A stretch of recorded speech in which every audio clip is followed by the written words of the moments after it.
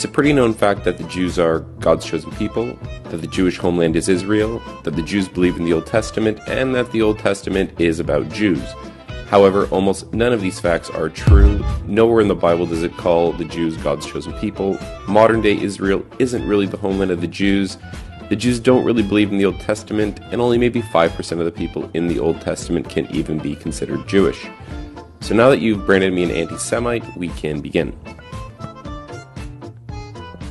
So, the expression anti-Semite literally means against Shem, or his descendants. However, being anti-Jewish isn't the same as being anti-Semitic. So, let me explain.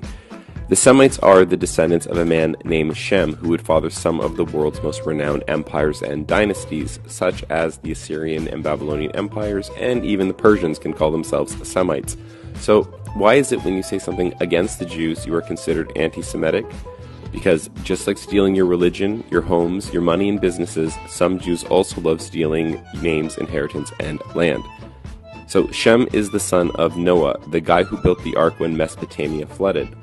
The Sumerian kingdom would be destroyed by the flood, and the Semites would descend from the Caucasian mountains and establish the Akkadian Empire. Shem would have children, and one of his descendants would be named Eber. He would be the father of the Hebrew people, and the Semites would be called by his name. Eber's line would eventually give birth to a man named Abram or a Jew named Abraham, except Abraham has never been a Jew, nor will he ever be a Jew, and to call Abraham one is just plain ignorant, so let's go through it. So, according to the Bible, Abraham was a Hebrew and not a Jew, who God promised would be the father of many nations. Not one single Jewish nation, but many nations, and that through him all the families of the world would be blessed. Abraham would pass this blessing on to his younger son Isaac and not his eldest son Ishmael.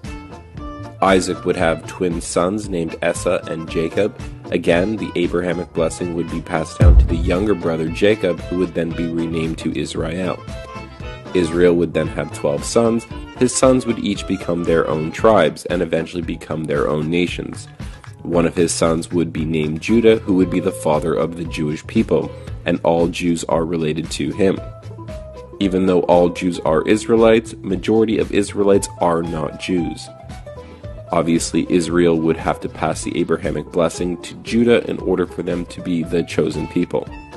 Israel would want his favorite son Joseph to inherit the Abrahamic blessing. However, Judah, the father of the Jews, would be jealous and conspire with his brothers to have Joseph killed.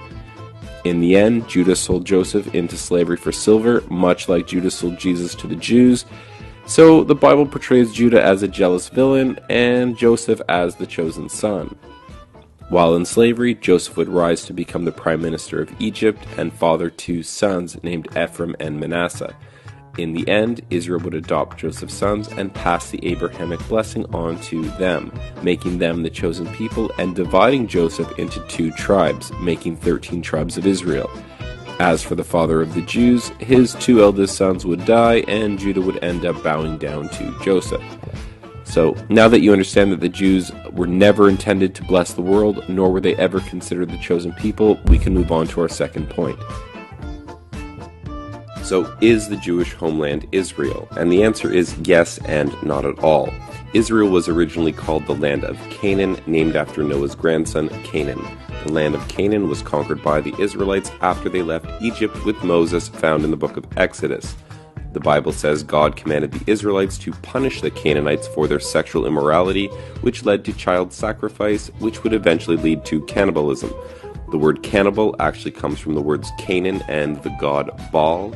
Baal was the god of Canaan, and the priests were known for eating the children after they were sacrificed to him, hence why we call them cannibals. So now that you understand what kind of people were living in Canaan, try not to feel so bad when you read that God ordered us to exterminate them. The borders of the Jewish homeland were established by Joshua, who was one of the descendants of Joseph and not from Judah. So if we were to restore the Jews to their original land, according to the Bible, the Jewish homeland would look less like this and more like that. So, like the story of Joseph and Judah, their children likewise wouldn't get along either. After becoming nations, there would be a civil war. The Jews would rule the southern kingdom of Judea, while Joseph's sons would rule the northern kingdom, keeping the name Israel. They would have different religions, believe in different gods, and while Judah stayed in Judea, Joseph would ally himself with the Phoenicians and establish colonies and trade posts all over the Mediterranean. The kingdom of Israel would be corrupted by foreign ideologies, and like the Canaanites would fall into materialism, sexual immorality, and child sacrifice, which would lead to them being conquered by the Assyrian Empire. Some of the Israelites would be taken into captivity into the lands of Assyria and Media, while some of the Israelites and Phoenicians would flee to their colonies and trade posts, fulfilling the promise made to Abraham that the world would be blessed through him, as he would be the father of many nations. So the sons of Joseph would become fruitful and multiply among the nations, forgetting who they are, which shouldn't surprise us considering their names literally mean fruitful and forgetful. Just like the northern kingdom, the Jews would fall into sexual immorality and start sacrificing their children. They would be conquered and enslaved by the Babylonians, then freed and re-established by the Persians, conquered again by the Greeks, and later occupied by the Romans. While under Roman rule, the Jews would launch the greatest revolution in Roman history, known as the Great Revolt, which would fail, causing Judea, Jerusalem, and the Jewish temple to be destroyed, ironically fulfilling everything Jesus and the Christians said would happen. The Jews, not being satisfied with losing their temple and homeland, would stab the Romans in the back by launching 2 more rebellions, killing over 500,000 Greeks and Romans. God would bless the chosen people with 2 more humiliating defeats, along with a banishment from the land, causing Judea to be renamed to Syria Palestinia. So the reason the Jews have been able to take Palestine really rests on the fact that they've stolen the name Israel and have convinced the Christian West that they are the chosen people and that they alone are Israel. But once putting things into perspective, we see that just isn't true. Which brings us to our third point. Do the Jews believe in the Old Testament? The answer is kind of and not really.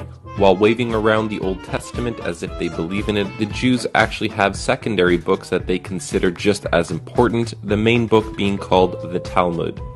To explain the Talmud, we have to understand some basic Jewish Roman history, going back to Emperor Claudius, who, like Emperor Tiberius, tried to ban the Jews from Rome after branding them aggressive troublemakers. Sadly, Emperor Claudius didn't understand how to play the Game of Thrones and ended up mysteriously being killed. His successor, Emperor Nero, would lift the Jewish ban, which shouldn't surprise us considering the Talmud says he was a Jewish convert. Nero and his Jews would engage in some of the most barbaric acts known to man. Just to give you an idea of how crazy this pro-Jewish Roman emperor was, Nero burned down Rome and blamed it on the Christians, causing them to be tortured and killed in the worst ways imaginable.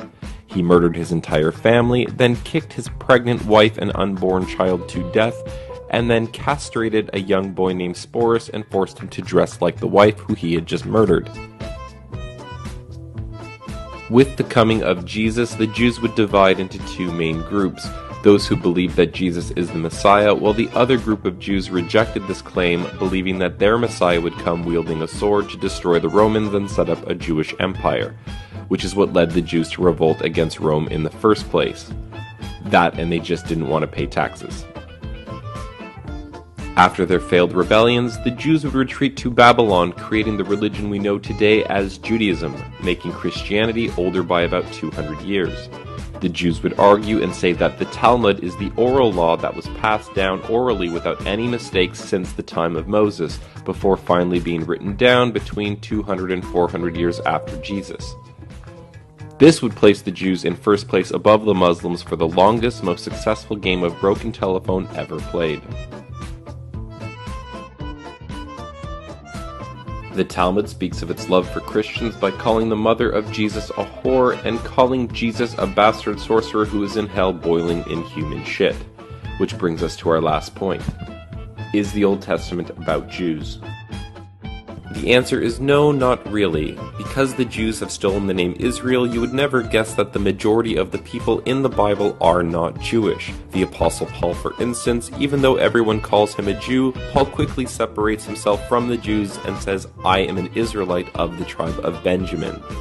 The Bible also says that God sent Paul to preach among the Israelites. And funny enough, Paul's ministry wasn't in Judea, but he was sent to preach to the Galatians in Asia Minor, the Greeks in Greece, and the Romans in Rome. The Bible is constantly separating the kingdom of Israel from the kingdom of Judah, as it is constantly separating Joseph from Judah. The entire Jewish deception and hijacking of the Bible depends on them stealing the terms Semites, Hebrews, and Israelites. For example, Moses, the man who wrote the first 5 books, known as the Torah, did not come from the tribe of Judah, nor was he part of the kingdom of Judea, yet somehow he is a Jew. The reality here is the majority of the people in the Old Testament are not Jewish. The Bible is a book that tells the history of many nations and peoples, like the Semites, Hebrews, Israelites, Egyptians, Phoenicians, Babylonians, Assyrians, Armenians, Persian, Greeks, Romans, and many others. It's not only about Jews.